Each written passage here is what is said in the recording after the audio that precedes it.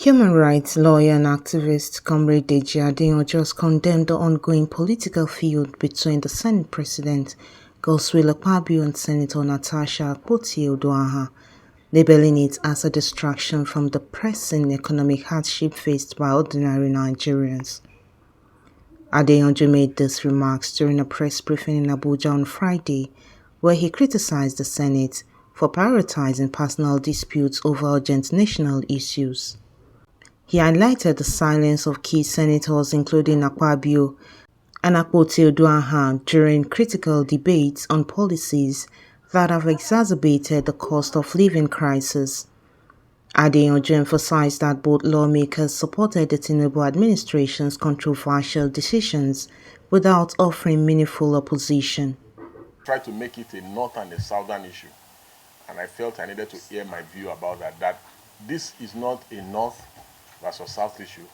This is an issue between two senators who have, none of them, either Akpabio or Natasha, none of them have, since the commencement of this Senate, none of them has shown that they are against the anti-people policy of the Tinubu regime. None of them. When Bola Ahmed Tinubu removed fuel subsidy, none of them opposed it. They supported it. When Bola Ahmed government increased electricity tariff by almost more than 300%, none of them opposed it. When they increased telecom tariff recently, none of them opposed it. When all the IMF World Bank loans, none of them opposed it. And why is it that even when during the issue that Ali Ndume was raising, I think Ali Ndume was criticizing the APC government and his party, none of them also opposed it. When Ningi raised the issue of budget padding, one would have expected that the PDP senators, the Labour Party senators, the NNPP senators will have said something, will have stood in support of Ningi, but none of them did. So you have seen a situation where, yes, I know that this issue is very concerning to me personally and to many Nigerians, and that the idea of what the Senate has done and the way they have done it, especially as regards to the Ethics Committee, very shameful indeed, extremely shameful.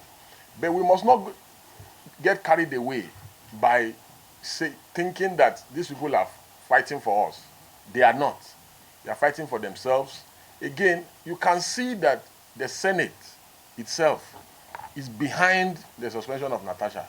The Senate supports Akpabio in suspending her, and they are united. And do you know why they are united in her suspension? The reason why they are united is because they have a common interest.